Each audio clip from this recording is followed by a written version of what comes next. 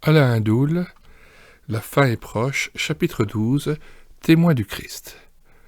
Vous rendrez témoignage de moi, parce que vous êtes avec moi. Jean 15, verset 27. Nous avons connu un homme de Dieu qui nous a laissé un souvenir impérissable.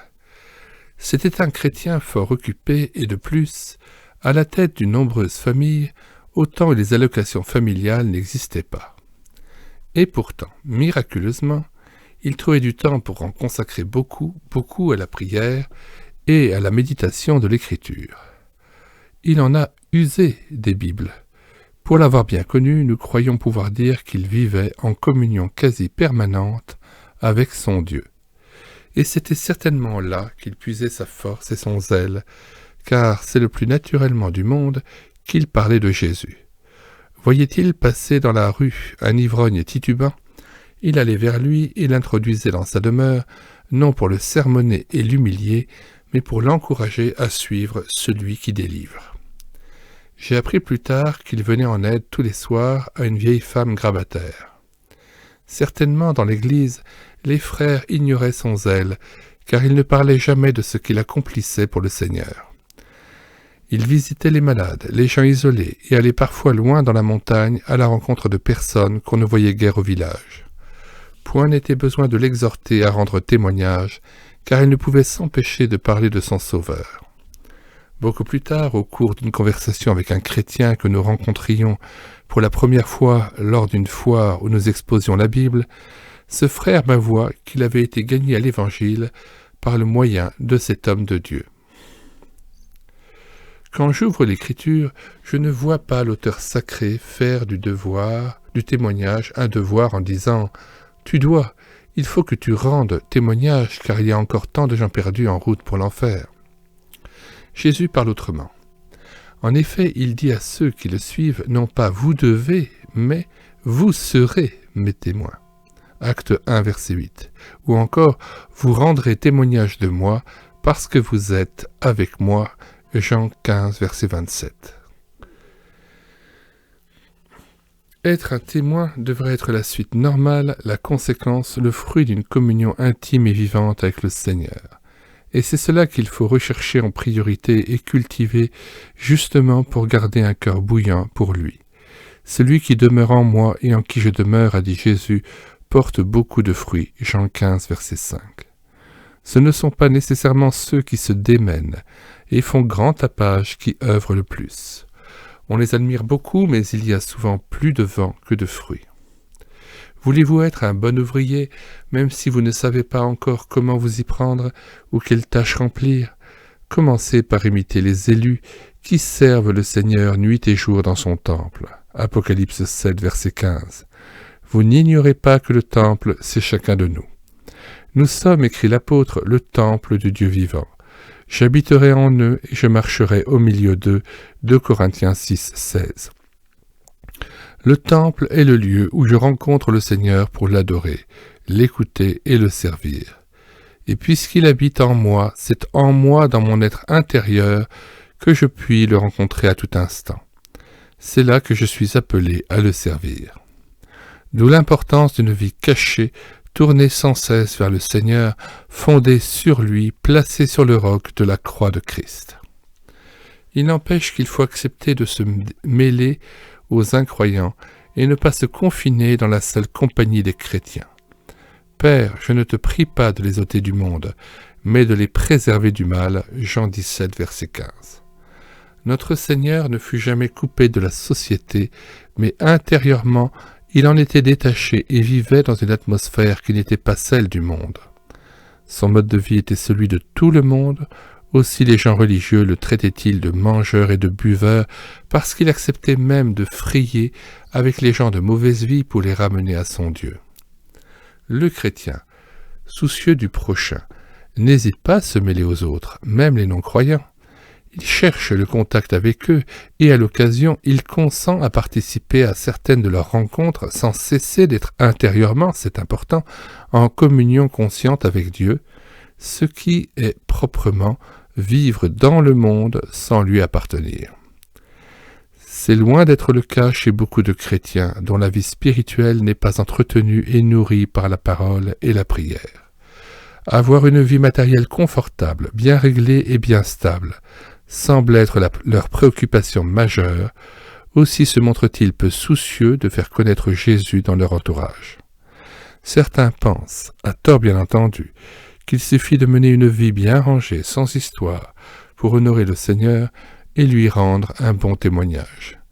Ils oublient qu'il y a des non-chrétiens qui nous dépassent, serviables et généreux à nous faire envie. Ils ne sont pas pour autant les témoins d'un sauveur qu'ils ne connaissent pas. Il faut donc saisir les occasions pour leur en parler. Les prétextes ne manquent pas pour oublier les autres en toute bonne conscience.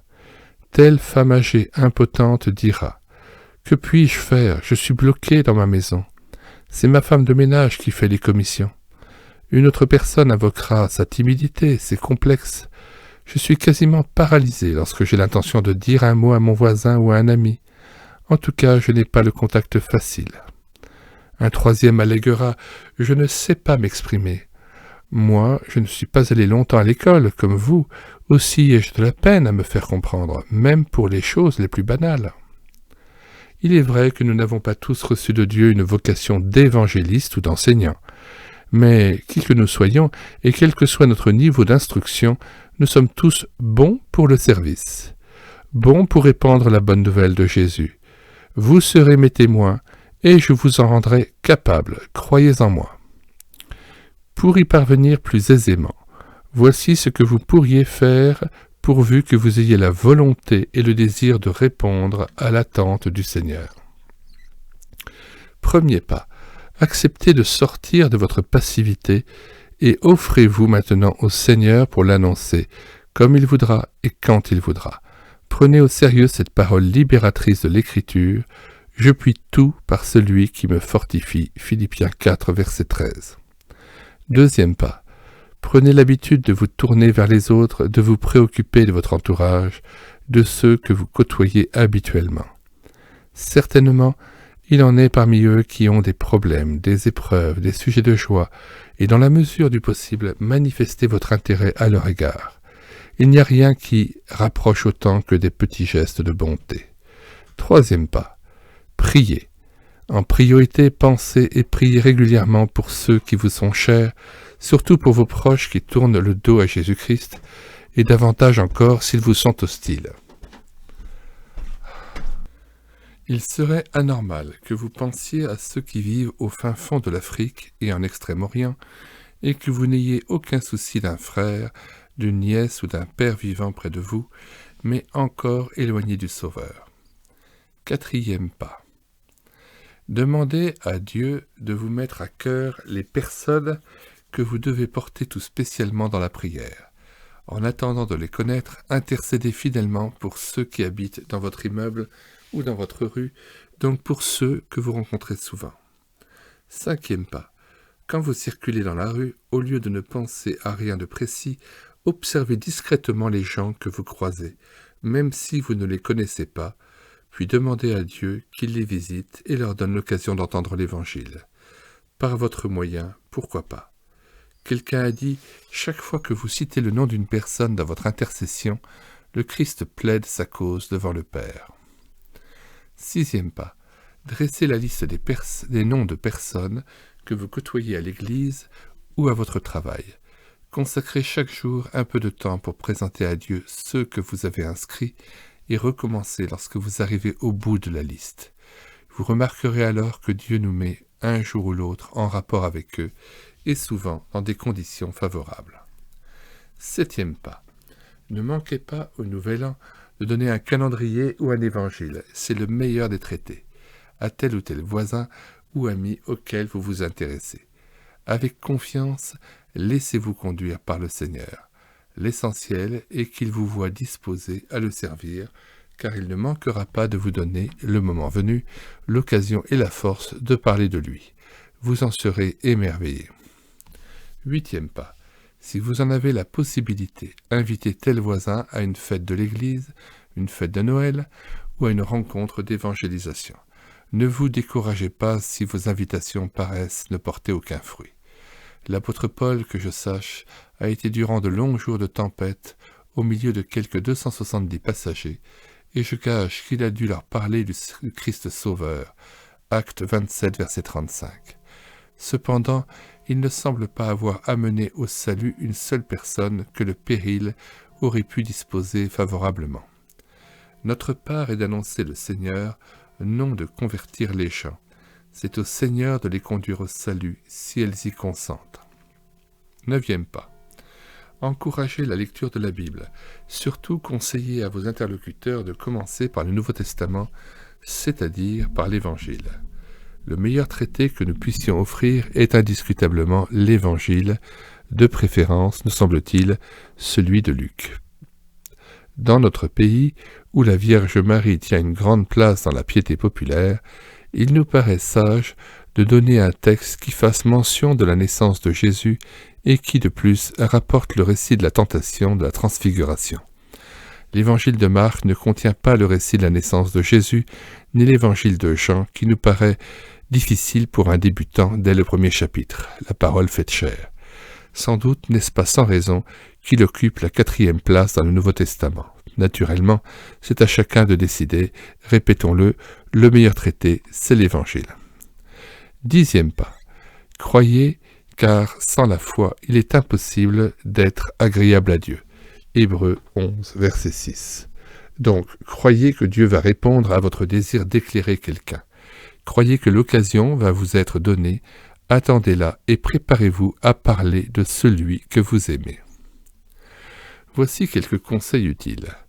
Veillez à ne jamais donner l'impression à vos interlocuteurs que vous voulez les endoctriner, les amener à vos idées et en faire des membres de votre Église. Votre intention, ils devraient s'en apercevoir, est de les conduire à une personne, et non à votre religion. Respectez leur liberté comme Dieu la respecte, et soyez soucieux de travailler de la manière la plus désintéressée, visant la seule gloire de Dieu. Examinez-vous souvent pour savoir s'il en est toujours ainsi quand vous rendez témoignage. Sachez que les gens refusent d'être embrigadés, happés ou manipulés. Surtout, faites bon visage et abstenez-vous de ressasser vos problèmes ou vos beaux succès. Restez humble et serein. Il peut arriver que vous soyez dans une peine extrême à la suite d'un deuil ou d'une réelle épreuve. Sauf si l'on vous y invite, n'en parlez pas ou du moins brièvement. N'endoctrinez pas les gens, racontez le Christ comme le faisaient jadis les apôtres. Lire Acte 10, versets 37 à 43. Jésus allait de lieu en lieu, guérissant les malades, etc.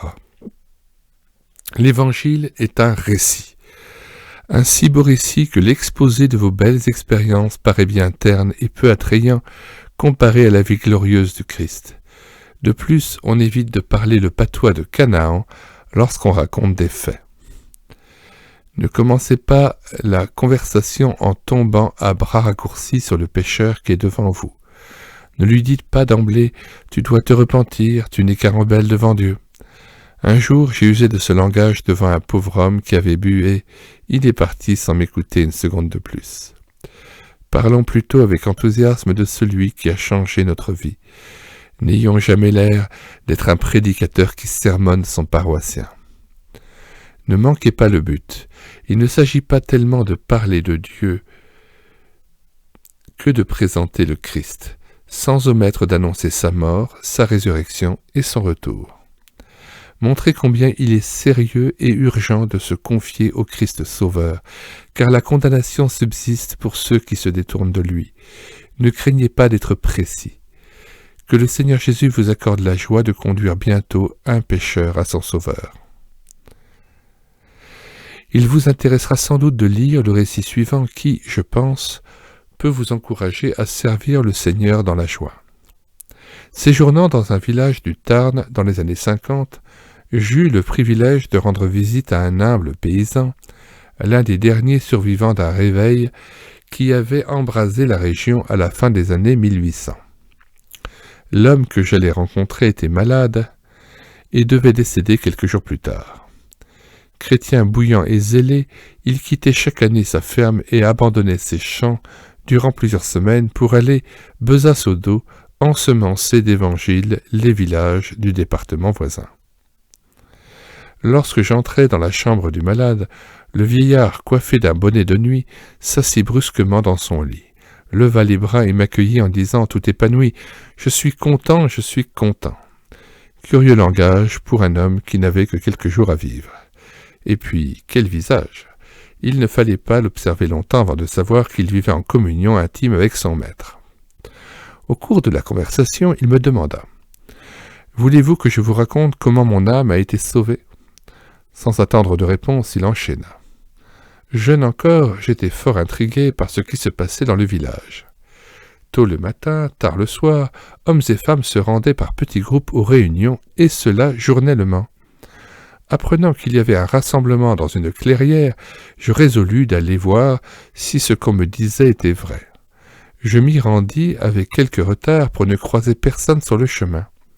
Arrivé au lieu de la rencontre, prudemment pour ne pas attirer l'attention, j'allai m'installer derrière un arbre, assez près cependant afin de ne rien perdre de ce qui se ferait ou se dirait durant la réunion.